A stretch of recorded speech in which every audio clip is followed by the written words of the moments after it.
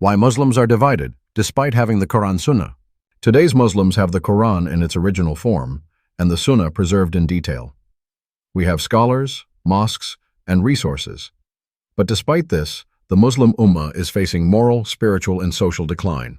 This lecture discusses why Muslims are divided into sects despite the Quran's clear message, how fabricated narrations, weak false hadith, have replaced authentic teachings, the role of scholars, mosques, and committees in weakening faith, why calling another Muslim a kafir is a grave sin, the urgent need for unity, sincerity, and true practice of Islam. Key message: Islam is preserved in books, but living Islam requires faith, action, and unity. Subscribe for more lectures on Islam, unity, and authentic knowledge.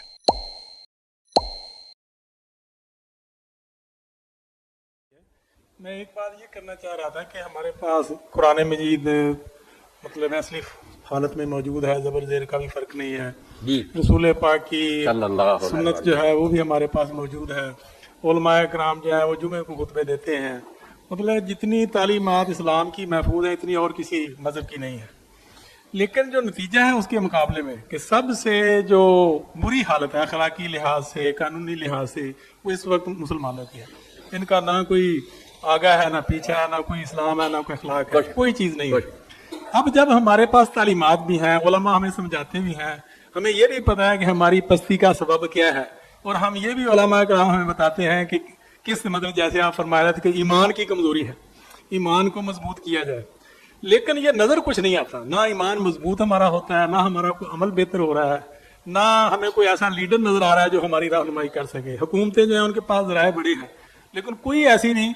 वो जो गैर मुसलमान हैं जिनके पास कुछ भी नहीं है, वो हर चीज़ में मुनज़्ज़म है, बड़े ऑर्गेनाइज अंदाज से वो काम कर रहे हैं। हमारे पास सब कुछ होते हुए भी हमें कुछ चीज़ नज़र नहीं आ रही। इसकी क्या वजह है? अमल भी क्यों नहीं होता? आपने जो कहा ना कि गैर मुसलमान के पास कुछ नहीं, ये तो आपकी नहीं सही तशख़ीस। उनके पास तो सारे ज़राए वसाइल है, हमारे पास उनके मुकाबले में बहुत थोड़े हैं। वो तो छाए हुए हर चीज़ उनके पास है, मीडिया है, दौलत है, वसाइल है, ये तो उन्हीं के पास हैं। ये तो ना आप कहें कि उनके पास कोई। तालीमात के बारे में आप देखें, तालीमात जो है उसको कोई टच करता। आप कहते हैं कुरान है, कुरान मजीद को देख लें कि बरकत के लिए खुतबे के आगाज़ में एक आयत पढ़ लेते हैं, फिर भूल कर भी नहीं पीछे मुड़कर देखते कि आयत क्या थी, उसमें मज़मून क्या, उसकी बजाय किस्से, कहानियाँ, अपने बनाए हुए शेर वगैरह, तफरी कि लोग कहते हैं उधर यार तमाशा देखते हैं, थोड़ी देर से मौलवी के पास जागरी मज़ा ले आए। कोई नहीं। अल्लाह के रसूल जब खुतबा के लिए खड़े होते प्रोफेसर साहब, जो हत्ता कि आपकी आंखें सुर्ख हो जाती और आवाज़ जब ऊंची हो जाती, और नीचे बैठा मैं ऐसे ही समझता था कि जैसे कोई हमलावर आ रहा है और ये शख्स ऐलान कर रहा है कि बच जाओ बच जाओ। वो लतीफ़े नहीं होते। अब आप देख लें, मुझे दिखाएं ना, बस आप कहते हैं ईमान बताते, ईमान कहाँ बताते? ईमान की बजाय अपने अपने फिरके, हर मस्जिद के ऊपर लिख दिया कि ये बरेलियों की है, ये देवबंदियों की है, शियों की है, ये फलां। Questioner: I wanted to make one point. We have the Quran preserved in its original form, without even a change in a single diacritical mark, Zabar, Zair, etc. We also have the Sunnah, traditions, of the Holy Prophet Muhammad, peace be upon him, intact. Scholars deliver Friday sermons, and overall, the teachings of Islam are more preserved than any other religion in the world. Yet, when we look at the results, we see that Muslims today are among the worst in terms of moral and legal conditions. Today's Muslims seem to have no principles, no true Islam, no ethics, nothing. We have access to all the teachings. The scholars guide us. We know the reasons behind our downfall, and as you said, the weakness of faith, iman, is a key issue. We are told to strengthen our faith, but in reality, nothing changes. Our faith doesn't get stronger. Our actions don't improve. We don't see any leader who can truly guide us. Governments have resources, but none use them effectively.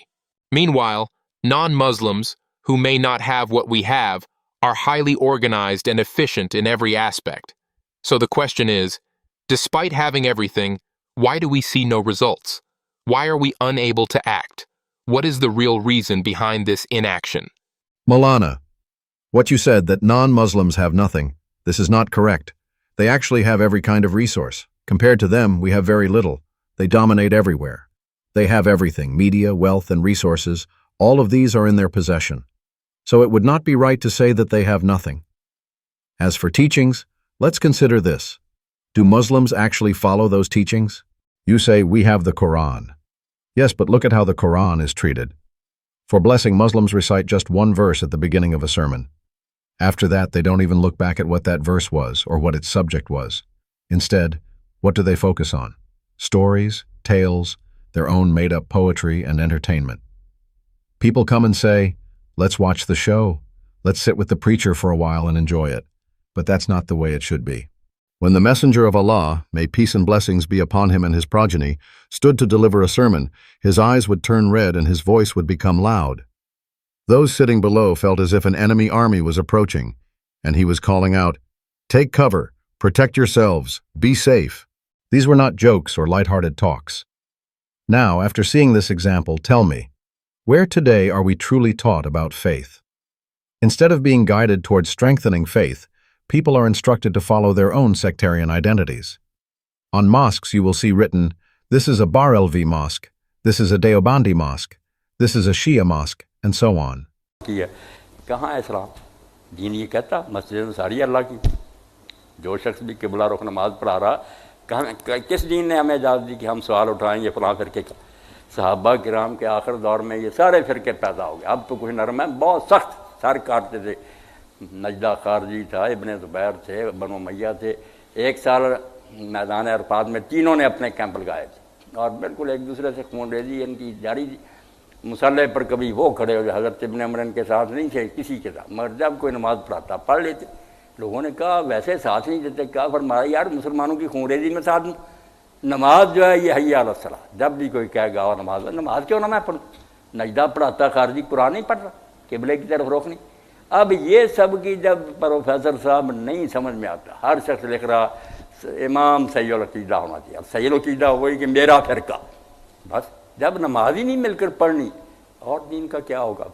کافر تماشا نہیں ان کا بنائیں گے تو کیا بنے گا؟ اس لیے آپ نہ کہیں کہ سب کچھ محفوظ ہے. سب کچھ محفوظ ہے الماریوں میں، ورنہ کوئی نہیں. ملاؤں کی زبان پر جھوٹی روایتیں. آپ بڑے سے بڑے عالم کو لے لیں، میں کیا نشاندہی کروں، جو اسمبلیوں میں جا کر درس دیتے ہیں نا، ان کا حال یہ کہ وہ جھوٹی حدیثیں بیان کرتے ہیں اور جب پوچھتے ہیں مانتے ہیں. بڑے شہر کے عالم ہیں بہو مانتے ہیں کہ واقعی ٹھیک نہیں.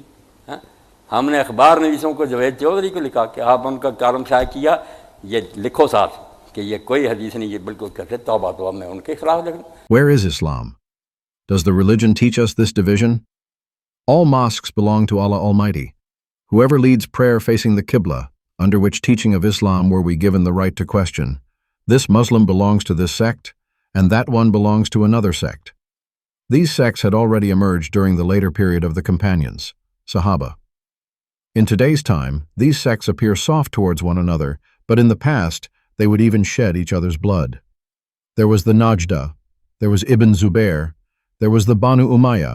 One year in the plain of Arafat, all three groups set up their own camps, and fighting among them continued. On the prayer mat, sometimes one would lead, sometimes another, but Ibn Umar, may Allah be pleased with him, did not side with any of them. Yet whenever a prayer was called, he joined in. People asked him, "You do not support the Muslims in their conflicts, so why do you pray with them?" He replied, "Should I support Muslims in spilling each other's blood? Prayer is about turning towards Allah. Whenever any Muslim calls to prayer, I will surely join. When Najda leads the prayer, does he not recite the Quran? Does he not face the Qibla?" Professor, when Muslims themselves fail to understand this point, then what can be done? Now everyone is writing that the Imam must be of the right creed. But by right creed, Muslims today simply mean their own sect. If we cannot even pray together in unity, then what will become of the religion? If not, will the disbelievers not mock and ridicule the Muslims? What else would they do? So please, do not repeatedly claim that everything is preserved. Everything is preserved in the cupboards, while in reality it is not. On the tongues of the clerics are fabricated narrations. Take even the greatest of scholars. What should I say?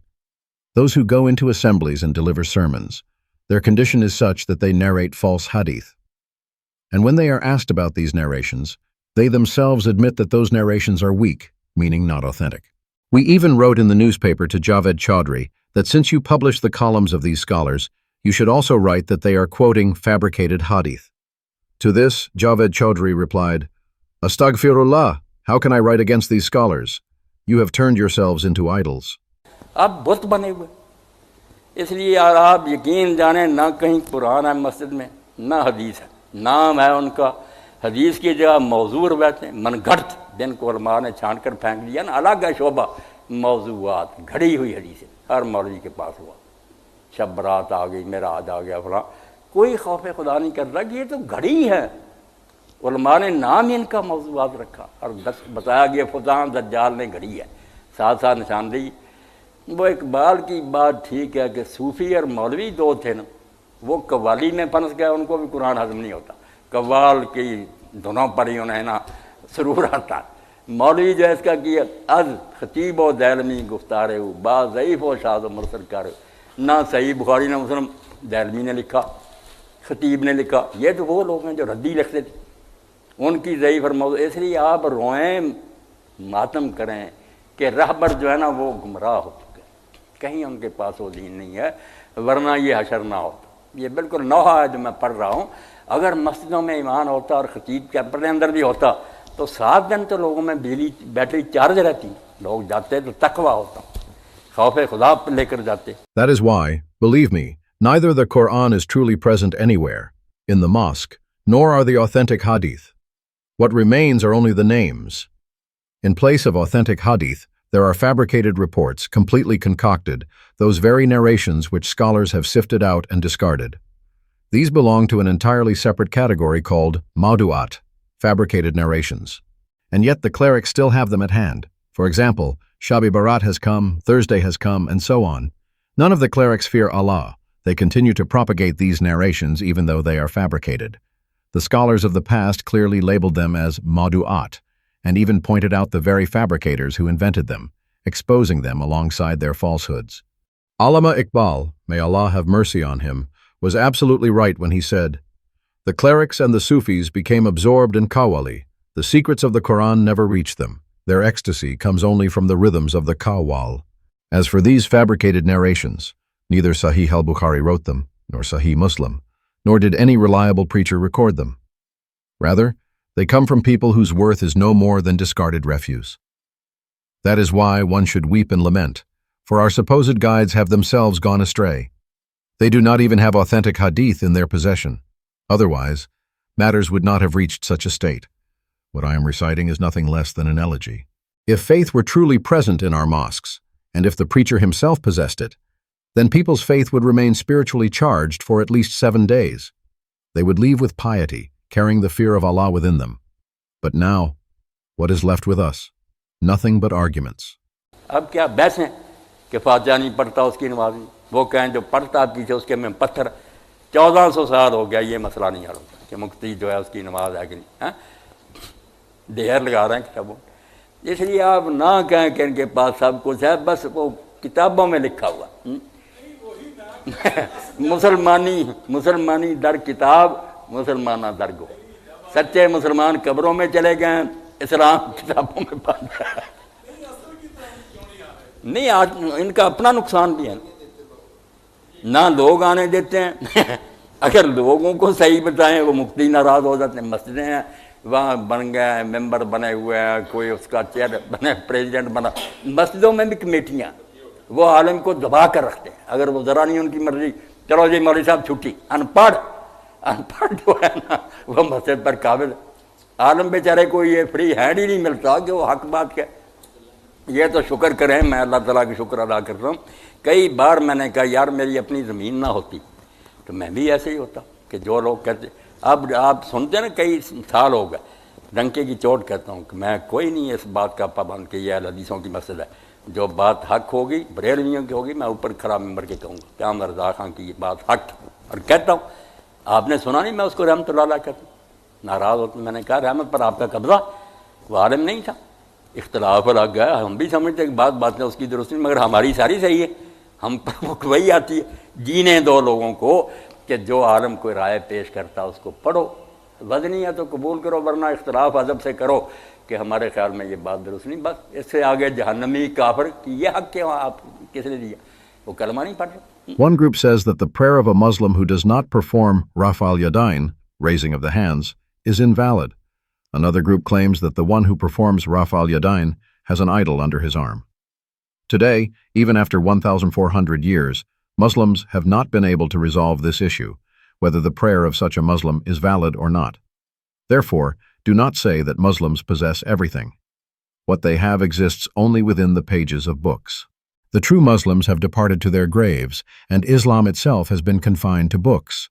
Speaking the truth brings harm even to Muslims themselves, because if someone tells the truth, the muftis become offended. In reality, even within the mosques, there is deep division. If a person happens to be a member of the mosque committee, they suppress the scholar of that mosque. And if the scholar refuses to obey even slightly, the committee immediately dismisses him. The uneducated hold power over the learned. In mosques, scholars are never given enough freedom to speak the truth openly. For this, one should actually be thankful, and I too thank Allah Almighty, that if I had not owned my own land, perhaps I would have ended up in the same condition. Now you must have been hearing me say this for many years, and I declare it openly and fearlessly.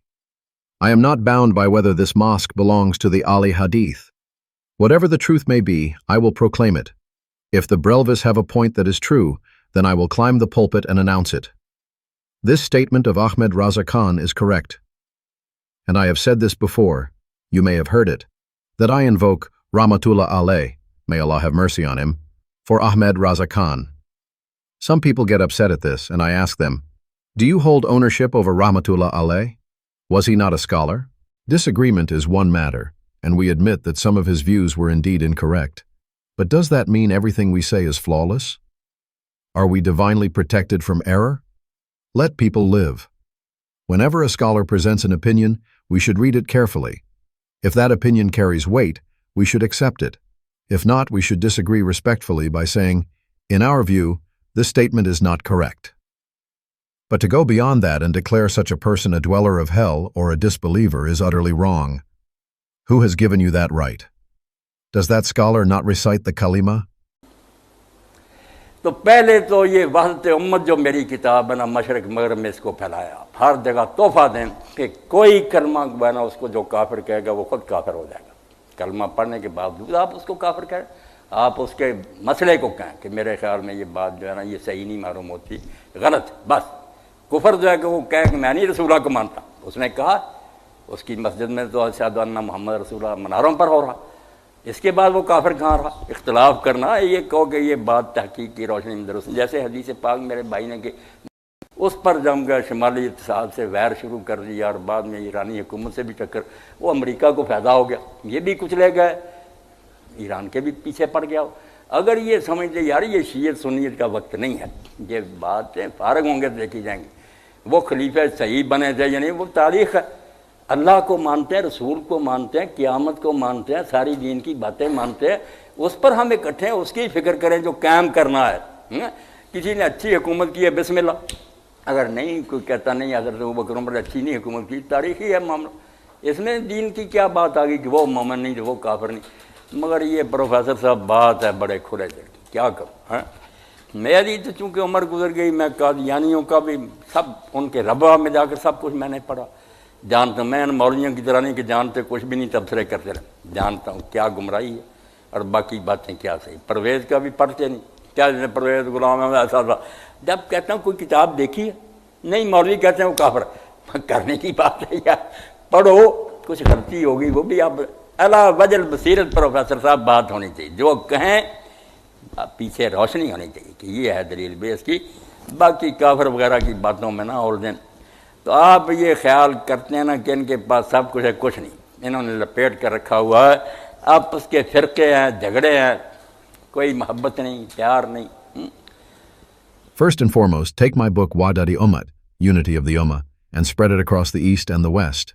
Distribute this book everywhere as a gift, and tell people that if any Muslim declares another Muslim, who recites the kalima, as a disbeliever, then that very person himself becomes a disbeliever. After a Muslim has recited the kalima, we have no right whatsoever to label him a disbeliever. Instead, we should criticize the issue, not the person, by saying, in my view, this matter is not correct, it is wrong. Disbelief, kufr, is only when a person declares, I do not believe in the messenger of Allah. Peace and blessings be upon him. If a person has not said this, it means he does indeed believe in the messenger of Allah. Peace and blessings be upon him. The very minarets of his mosque bear the name of Muhammad. Peace be upon him. After this, how can such a person be called a disbeliever? To disagree means only this, that you say regarding someone's statement, in the light of hadith, this view is not correct. Therefore, if you think that Muslims possess everything, remember this well. Muslims, in truth, have nothing. They have wrapped everything away. What remains with them are only sects and disputes. There is no love, no affection, and no unity.